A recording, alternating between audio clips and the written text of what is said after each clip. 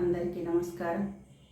ముందుగా బ్రహ్మర్షి పితామహ పత్రిజీకి స్వర్ణమాల పత్రి మేడం గారికి ఆత్మ ప్రణామాలు తెలుపుకుంటూ, అలాగే బ్రహ్మర్షి తటవర్తి రాఘవ సార్కి, బ్రహ్మ విదృష్ట రాజలక్ష్మమ్మకి ఆత్మ ప్రణామాలు తెలుపుకుంటూ, ఇక్కడ ఈరోజు మనము మాట కర్మ కిందికి వస్తుంది. మరి మనము మాట ఇచ్చి తప్పుతున్నాము.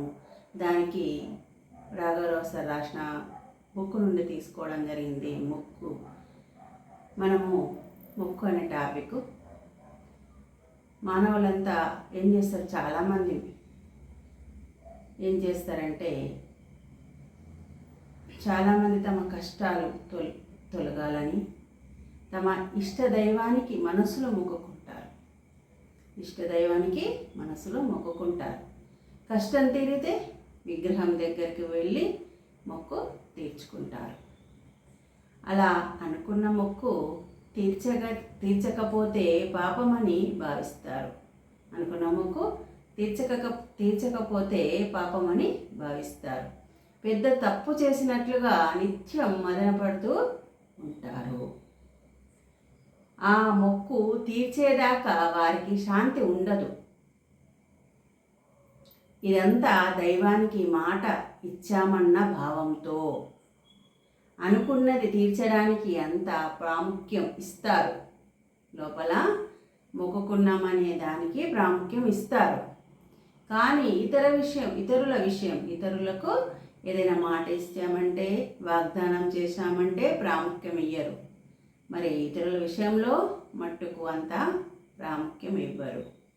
ఎవరికైనా ఏమైనా ఇవ్వాలనుకుంటే, ఒకవేళ ఇవ్వలేకపోయినా దాని గురించి పెద్దగా పట్టించుకోరు, తప్పుగా భావించరు, పాపం అని అనుకోరు. మనసులో మొక్కుకొని తీర్చకపోతే పాపం అనుకుంటారు, మళ్ళీ మదన పడుతూ ఉంటారు. పాపం చేశామన్న భావన ఉంటుంది. అంటే అలా కానీ ఇతరులకు, పక్క వాళ్ళకి మాట ఇచ్చి ఎన్నో వాగ్దానాలు చేసి వాళ్ళకు ఇవ్వాలనుకున్నది ఇస్తామని చెప్పి ఇవ్వరు. ఒకవేళ ఇవ్వలేకపోయినా దాని గురించి పెద్దగా పట్టించుకోరు, తప్పుగా కూడా భావించరు, పాపమని అనుకోరు. ప్రస్తుతం సమాజంలో మాట ఇచ్చినా దాన్ని పెద్దగా పట్టించుకోవడం లేదు. మాట తప్పినా అది పెద్ద తప్పుగా భావించడం లేదు. అందుచేత ఊరికే ఎన్ని మాటలైనా ఇచ్చేస్తున్నారు. ఎన్ని మాటలైనా ఇస్తారు, వాగ్దానాలు చేస్తారు, కానీ వేటిని నెరవేర్చడం లేదు. ఎందుకంటే ఆ తప్పుగా భావించకపోవడం వల్ల. అసలు వాటిని పట్టించుకోవడమే లేదు.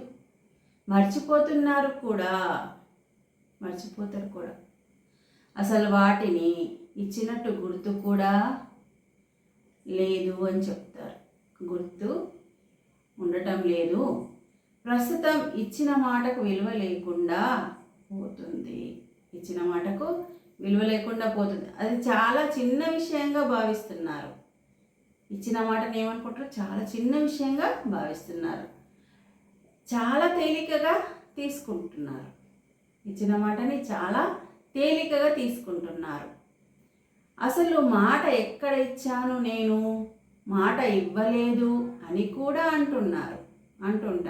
మనం చూస్తాం, ఎంతోమంది ఇస్తారు మాట, ఇవ్వలేదని కూడా అంటుంటారన్నమాట. అలా చెప్పగలగడం తమ తెలివితేటలుగా వాళ్ళు భావిస్తున్నారు. అలా చెప్పగలగడం వాళ్ళు తెలివితేటలు, మాకింత తెలివి ఉంది అని భావిస్తున్నారు. ఎదుటి వారిని తెలివి తక్కువగా భావిస్తున్నారు. ఎదుటి వారిని. అందుకే అలా అబద్ధాలు చెప్తూ ఉంటారు, గుర్తులేదని చెప్తూ ఉంటారు, మాట ఇవ్వలేదని కూడా చెప్పేస్తూ ఉంటారు. అంతకన్నా ఆలోచించడం లేదు. ఎందుకంటే అజ్ఞానంలో ఉన్నారు. అంతకన్నా ఆలోచించడం లేదు. కానీ ఆలోచించాలి. ఎందుకంటే కారణం అనుకోవడం వేరు, అనడం వేరు. వేరు, చెప్పడం వేరు. అనుకోవడం కర్మ కిందికి రాదు, కానీ అనడం మాత్రం కర్మ కిందికే వస్తుంది.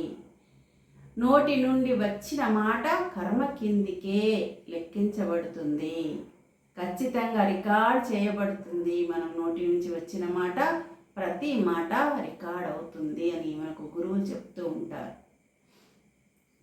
అంతేకాదు, ఏ కర్మకైనా ప్రతిఫలం ఉండే తీరుతుంది. ఏ కర్మకైనా ప్రతిఫలం ఉండే తీరుతుంది.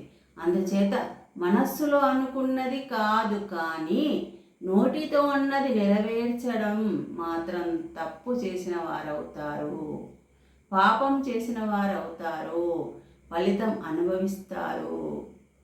ఖచ్చితంగా ఫలితం అనుభవిస్తారు. కానీ మానవులు ఈ విషయం పెద్దగా పట్టించుకోవడం లేదు. మాట ఇచ్చి మర్చిపోయామనడం, కానీ ఇదంతా పాపము అన్న భావన లేదు వారికి. కానీ చాలా పెద్ద తప్పు. మాట వల్ల కూడా చాలా కర్మ అనుభవించాల్సి వస్తుంది. అందుకే జాగ్రత్తగా మాట్లాడాలి. మనం మాట ఇచ్చే ముందు నెరవేర్చగలమా లేదా అని ఇవ్వాలి, కానీ ఏది పడితే అది చెప్పేయద్దు. మాట ఇస్తే ఖచ్చితంగా నెరవేర్చాలి. అంటే ఇతరులకు ఇచ్చే మాట దైవానికి ఇచ్చినట్టే. అందుకనే ఇతరులో ఉన్నది దైవమే ఆత్మరూపంలో ఉండ్రు కాబట్టి మనం ఏదైనా ఇచ్చామంటే మాట ఇచ్చినా నెరవేర్చుకోవాలి.